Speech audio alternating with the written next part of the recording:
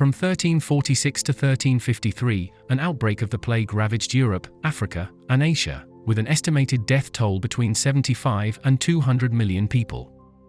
Thought to have originated in Asia, the plague most likely jumped continents via the fleas living on the rats that so frequently lived aboard merchant ships.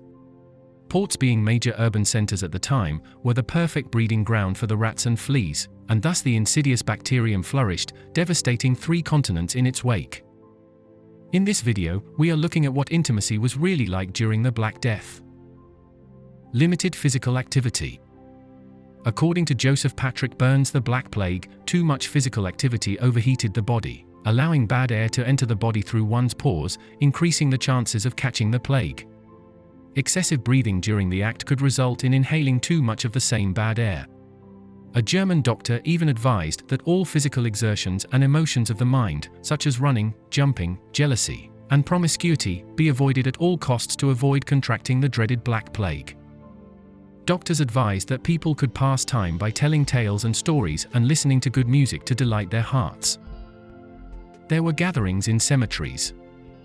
For obvious reasons, the Black Plague was a stressful time to be alive.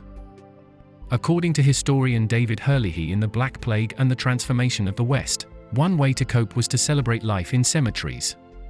Group activities were one way people celebrated their lives. Things got so bad at Avignon's Champfleur Cemetery that a papal official had to threaten fornicators and adulterers with excommunication for committing unseemly acts on the graves. Street walkers took advantage of this desire by congregating in cemeteries. It wasn't all fornication. Revelers dared to dance, fight, throw dice, and participate in other games among the graves. Selling yourself was made official. According to Jeffrey Richards, as the plague's casualty toll grew, working girls benefited more and more. Due to a general lack of labor at the time, they began to enjoy a seller's market, resulting in a general improvement of their conditions. According to Leah Lydia Otis, as the Black Plague faded, there was a quantum leap in the institutionalization of working girls. Municipally owned parlors with royal safeguards were built.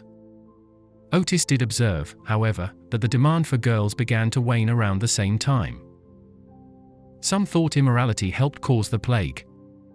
Many lawmakers at the time adopted the Christian belief that sin angered God, who expressed his divine wrath through plague, and they turned those beliefs into legislation. Many older moral laws were essentially replaced by plain laws.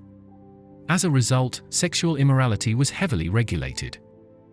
This sanitary legislation specifically targeted sodomy and the sale of one's body.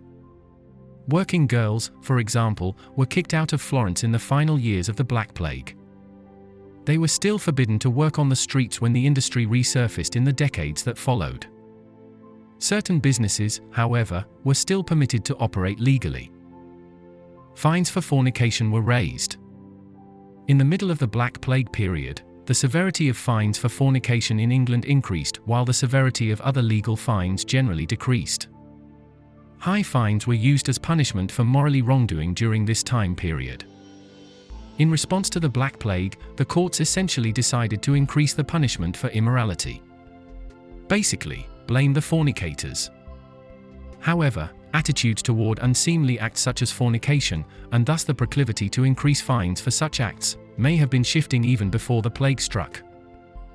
Cases of incest increased. During the Black Plague, incest in England actually increased. The plague wiped out between 1/3 and 1/2 of the population, making marriage outside one's clan or community unlikely.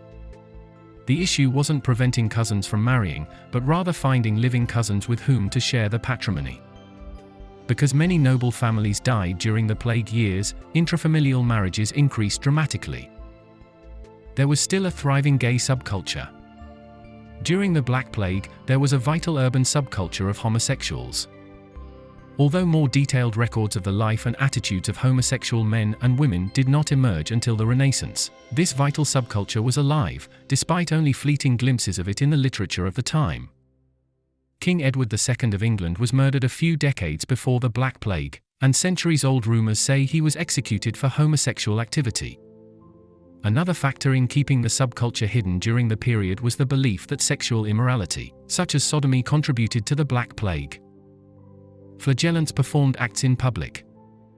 During the Black Plague, So-called flagellants were professional self-torturers who went around whipping themselves for a fee, to bring God's favor upon a community in the hope of averting the plague. They were literal whipping boys that people employed to buy remission from sin. Of course, the church forbade this behavior, but it didn't do much to put an end to it. There was also a lesser-known group of pseudo-flagellants who went from town to town performing physical acts in public for a fee. They were also prohibited by the church. Thank you for watching. Be sure to like and subscribe.